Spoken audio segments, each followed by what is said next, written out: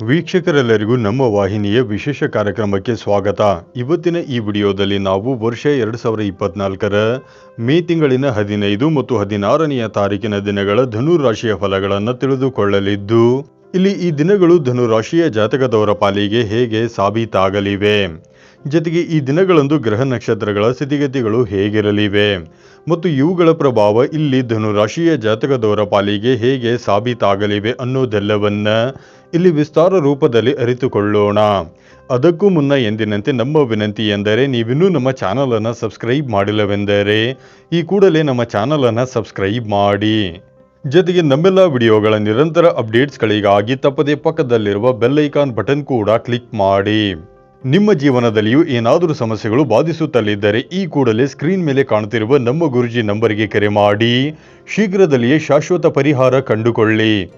ವೀಕ್ಷಕರೇ, ಇಲ್ಲಿ ಮೊದಲು ಈ 2 ದಿನಗಳ ದೈನಿಕ ಫಲಗಳನ್ನು ತಿಳಿದುಕೊಳ್ಳುವುದಕ್ಕೂ ಮುನ್ನ ಈ 2 ದಿನಗಳ ಗ್ರಹ ನಕ್ಷತ್ರ ಮತ್ತು ಇಲ್ಲಿ ಉಂಟಾಗಲಿರುವ ಯೋಗಗಳ ಕುರಿತಾದ ಮಾಹಿತಿಯನ್ನು ತಿಳಿದುಕೊಳ್ಳೋಣ. ಮೊದಲಿಗೆ ಇಲ್ಲಿ ವರ್ಷ 2024ರ ಮೇ ತಿಂಗಳಿನ 15ನೆಯ ತಾರೀಕಿನ ದಿನದ ಗ್ರಹ ನಕ್ಷತ್ರಗಳ ಸ್ಥಿತಿಗತಿಗಳನ್ನು ತಿಳಿದುಕೊಳ್ಳುವುದಾದರೆ, ಮೇ ತಿಂಗಳಿನ 15ನೆಯ ತಾರೀಕಿನ ದಿನವು ಬುಧವಾರದ ದಿನವಾಗಿರಲಿದ್ದು, ಇಲ್ಲಿ ವೈಶಾಖ ಮಾಸದ ಶುಕ್ಲ ಪಕ್ಷದ ಅಷ್ಟಮಿಯ ತಿಥಿ ಇರಲಿದೆ. ಅಷ್ಟಮಿಯ ತಿಥಿಯು ಈ ದಿನದ ಪೂರ್ಣ ರಾತ್ರಿಯವರೆಗೂ ಇರಲಿದೆ.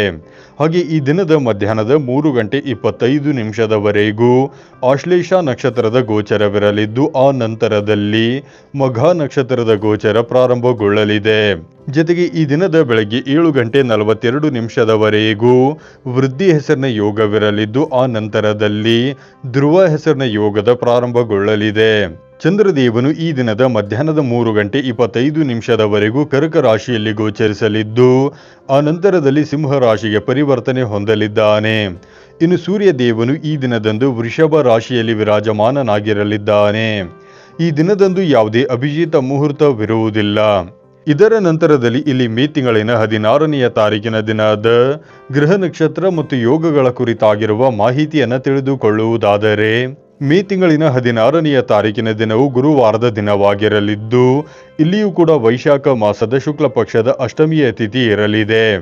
ಅಷ್ಟಮಿಯ ತಿಥಿಯು ಈ ದಿನದ ಬೆಳಗ್ಗೆ 6:22 ಇರಲಿದ್ದು, ಆ ನಂತರದಲ್ಲಿ ನವಮಿಯ ತಿಥಿಯ ಪ್ರಾರಂಭಗೊಳ್ಳಲಿದೆ. ಹಾಗೆ ಈ ದಿನದ ಸಂಜೆ 6:14 ಮಘ ನಕ್ಷತ್ರದ ಗೋಚರವಿರಲಿದ್ದು, ಆ ನಂತರದಲ್ಲಿ ಪೂರ್ವ ಫಾಲ್ಗುಣಿ ನಕ್ಷತ್ರದ ಗೋಚರ ಪ್ರಾರಂಭಗೊಳ್ಳಲಿದೆ.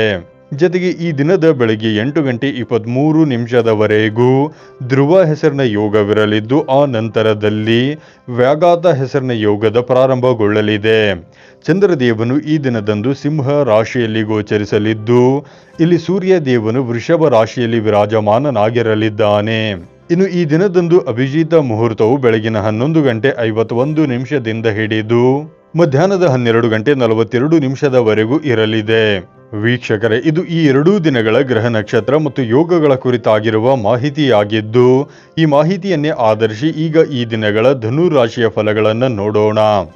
ಮೊದಲಿಗೆ ಇಲ್ಲಿ ಮೇ ತಿಂಗಳಿನ 15ನೆಯ ತಾರೀಕಿನ ದಿನದ ಧನು ರಾಶಿಯ ಫಲಗಳನ್ನು ತಿಳಿದುಕೊಳ್ಳುವುದಾದರೆ, ಈ ದಿನದಂದು ಚಂದ್ರದೇವನು ಮಧ್ಯಾಹ್ನದ 3:25 ಕರ್ಕ ರಾಶಿಯ ಮೂಲಕ ನಿಮ್ಮ ಅಷ್ಟಮ ಭಾವದಲ್ಲಿ ಗೋಚರಿಸಲಿದ್ದಾನೆ. ಈ ವೇಳೆಯಲ್ಲಿ ನೀವು ಕೊಂಚ ಜಾಗೃತಿಯನ್ನು ಹೊಂದಿರಬೇಕಾಗಿ ಬರಲಿದೆ. ಈ ವಿಶೇಷ ಅವಧಿಯಲ್ಲಿ ನಿಮಗೆ ಒಂದಿಷ್ಟು ವಿರೋಧಾಭಾಸದ ಫಲಗಳು ಎದುರುಗೊಳ್ಳಬಹುದಾಗಿದ್ದು, ಹೀಗಾಗಿ ಇಲ್ಲಿ ಹೂಡಿಕೆ ಮತ್ತು ಪರಿವರ್ತನೆಯಿಂದ ದೂರವಿರಬೇಕು. ಜೊತೆಗೆ ಇಲ್ಲಿ ಯಾತ್ರೆಗಳ ಪ್ರಾರಂಭವನ್ನು ಸಹ ಮಾಡಬಾರದು. ವಿಶೇಷವಾಗಿ ಈ ದಿನದ ಮಧ್ಯಾಹ್ನದವರೆಗೂ ನೀವು ನಿಮ್ಮ ಆರೋಗ್ಯದ ಕಡೆಗೂ ಹೆಚ್ಚು ಗಮನ ನೀಡಬೇಕು. ಇನ್ನು ಮಧ್ಯಾಹ್ನದ 3:25 ನಂತರ ಚಂದ್ರದೇವನು ಕರ್ಕ ರಾಶಿಯಿಂದ ಹೊರಬಂದು ಸಿಂಹ ರಾಶಿಗೆ, ಅಂದರೆ ನಿಮ್ಮ ಭಾಗ್ಯ ಭಾವಕ್ಕೆ ಪ್ರವೇಶ ಮಾಡಲಿದ್ದಾನೆ. ಹೀಗಾಗಿ ಇಲ್ಲಿ ಸಮಯ ಖಂಡಿತ ನಿಮ್ಮ ಪಾಲಿಗೆ ಅತ್ಯಧಿಕ ಶುಭಕರವಾಗಿ ಸಾಬೀತಾಗಲಿದೆ. ಇಲ್ಲಿ ನಿಮ್ಮ ಭಾಗ್ಯ ಸ್ಥಾನದಲ್ಲಿ ಚಂದ್ರದೇವನ ಉಪಸ್ಥಿತಿಯು ನಿಮ್ಮ ಭಾಗ್ಯದಲ್ಲಿ ಹೊಸ ಹೊಳಪೊಂದನ್ನು ಉಂಟು ಮಾಡಲಿದೆ. ಈ ವಿಶೇಷ ಸಮಯದಲ್ಲಿ ನಿಮಗೆ ಮಾತಾಪಿತೃವಿನ ಸುಖದ ಪ್ರಾಪ್ತಿಯುಂಟಾಗಲಿದೆ. ಇಲ್ಲಿ ಸಂಗಾತಿಯ ಮನೆಯ ಕಡೆಯವರೊಂದಿಗಿನ ಸಂಬಂಧದಲ್ಲಿಯೂ ಮಧುರತೆ ಕಂಡು ಬರಲಿದೆ. ಈ ವಿಶೇಷ ಸಮಯದಲ್ಲಿ ನಿಮ್ಮ ಸುಖದಲ್ಲಿಯೂ ಖಂಡಿತ ವೃದ್ಧಿ ಉಂಟಾಗಲಿದೆ. ವಿಶೇಷವಾಗಿ ಇಲ್ಲಿ ವಿದೇಶಿಯ ಯಾತ್ರೆಗಳ ಯೋಗಗಳ ನಿರ್ಮಾಣವಾಗುವುದರೊಂದಿಗೆ ವಿದೇಶದಿಂದ ಧನದ ವರ್ಷಧಾರೆ ಉಂಟಾಗಬಹುದಾಗಿದೆ. ಈ ಸಮಯದಲ್ಲಿ ನಿಮಗೆ ಧರ್ಮ ಕರ್ಮಗಳ ಕುರಿತಾಗಿಯೂ ಅಧಿಕ ಆಸಕ್ತಿ ಇರಲಿದೆ. ವಿಶೇಷವಾಗಿ ದಾನ ಪುಣ್ಯದಲ್ಲಿ ನಿಮ್ಮ ವಿಶ್ವಾಸ ವೃದ್ಧಿಸಲಿದೆ. ಅಲ್ಲದೆ ಈ ಸಮಯದಲ್ಲಿ ನಿಮಗೆ ನಿಮ್ಮ ಕಿರಿಯ ಸಹೋದರ ಸಹೋದರಿಯರು ಸೇರಿದಂತೆ ಹಿರಿಯ ಸಹೋದರ ಸಹೋದರಿಯರ ಸಹಕಾರದ ಪ್ರಾಪ್ತಿಯೂ ಕೂಡ ಉಂಟಾಗಲಿದೆ. ಈ ವಿಶೇಷ ಸಮಯಾವಧಿಯಲ್ಲಿ ನಿಮ್ಮೊಂದಿಗೆ ಹೊಸ ಮಿತ್ರರು, ಹೊಸ ಸಂಬಂಧಗಳು ಕೂಡ ಬೆಸೆದುಕೊಳ್ಳಬಹುದಾಗಿವೆ. ಈ ದಿನದಂದು ನಿಮ್ಮ ಲವ್ ರಿಲೇಶನ್ಶಿಪ್ ಕೂಡ ಸಾಕಷ್ಟು ಸದೃಢವಾಗಿ ಕಂಡು ಬರಲಿದೆ. ಇಲ್ಲಿ ನೀವು ಯಾರದಾದರೂ ಮುಂದೆ ಪ್ರೇಮ ಪ್ರಸ್ತಾವ ಬಿಡುವಿರಾದರೆ ಖಂಡಿತ ನಿಮ್ಮ ಪ್ರಸ್ತಾವಕ್ಕೆ ಅಂಕಿತವೂ ಕೂಡ ಬೀಳಬಹುದಾಗಿದೆ. ಈ ಹಿಂದಿನ 2.5 ದಿನಗಳ ಅವಧಿಯಲ್ಲಿ ಯಾರೊಂದಿಗಾದರೂ ವೈಮನಸ್ಸು ಉಂಟಾಗಿದ್ದರೆ ಅದು ಕೂಡ ಈ ಅವಧಿಯಲ್ಲಿ ಖಂಡಿತ ಶಮನವಾಗುವುದರೊಂದಿಗೆ ಸಂಬಂಧದಲ್ಲಿ ಮತ್ತೆ ಮಧುರತೆ ಕಂಡುಬರಲಿದೆ. ಇಲ್ಲಿ ಹೊಸ ಸಂಬಂಧಗಳ ನಿರ್ಮಾಣಕ್ಕೂ ಸಮಯ ಸಹಕಾರಿಯಾಗಿ ಸಾಬೀತಾಗಲಿದೆ. ಈ ದಿನದ ಮಧ್ಯಾಹ್ನದ ನಂತರದಲ್ಲಿ ನಿಮ್ಮಲ್ಲಿ ಉತ್ಸಾಹ, ಜೋಶ್, ಪರಾಕ್ರಮ ಕಂಡು ಬರಲಿದೆ. ಹೀಗಾಗಿ ಇಲ್ಲಿ ಕೆಲಸ ಕಾರ್ಯಗಳನ್ನು ನಿರ್ವಹಿಸಬಲ್ಲ ಕ್ಷಮತೆಯಲ್ಲಿಯೂ ತೀವ್ರ ಗತಿ ನಿಮ್ಮದಾಗಿರಲಿದೆ. ಇನ್ನು ಇದರ ನಂತರದಲ್ಲಿ ಇಲ್ಲಿ ಮೇ ತಿಂಗಳಿನ 16ನೆಯ ತಾರೀಕಿನ ದಿನದ ಕುರಿತಾಗಿ ತಿಳಿದುಕೊಳ್ಳುವುದಾದರೆ, ಈ ದಿನದಂದು ಚಂದ್ರದೇವನ ಸ್ಥಿತಿ ನಿಮ್ಮ ಪಾಲಿಗೆ ಅತ್ಯಂತ ಸದೃಢವಾಗಿ ಕಂಡು ಬರಲಿದೆ. ಇಲ್ಲಿ ಚಂದ್ರದೇವನು ಸಿಂಹ ರಾಶಿಯ ಮೂಲಕ ನಿಮ್ಮ ಭಾಗ್ಯ ಸ್ಥಾನದಲ್ಲಿ ಗೋಚರಿಸಲಿದ್ದಾನೆ. ಹೀಗಾಗಿ ಇಲ್ಲಿ ನಿಮಗೆ ಭಾಗ್ಯದ ಭರಪೂರ ಸಹಕಾರ ಲಭಿಸಲಿದೆ. ಇಲ್ಲಿ ಮೊಟ್ಟ ಮೊದಲಿಗೆ ನಿಮಗೆ ಆಮದು ರಫ್ತು ಕ್ಷೇತ್ರದಲ್ಲಿ ಅಧಿಕ ಲಾಭದ ಪ್ರಾಪ್ತಿ ನಿಮ್ಮದಾಗಿರಲಿದೆ. ಜೊತೆಗೆ ಈ ದಿನದಂದು ನಿಮಗೆ ಧರ್ಮ ಕರ್ಮಗಳ ಕುರಿತಾಗಿ ಆಸಕ್ತಿ ಉಂಟಾಗಲಿದೆ. ಇಲ್ಲಿ ನೀವು ದಾನ ಪುಣ್ಯದಂತಹ ಕಾರ್ಯದಲ್ಲಿಯೂ ವಿಶ್ವಾಸವನ್ನ ಹೊಂದಿರಲಿದ್ದೀರಿ. ಈ ವಿಶೇಷ ದಿನದಂದು ನೀವು ಧಾರ್ಮಿಕ ಯಾತ್ರೆಗಳ ತನಕದ ಪ್ಲಾನ್ ಮಾಡಿಕೊಳ್ಳಬಹುದಾಗಿದೆ. ಈ ವಿಶೇಷ ಸಮಯವು ಸಂಬಂಧಗಳ ದೃಷ್ಟಿಯಿಂದ ಉತ್ತಮವಾಗಿರಲಿದೆ.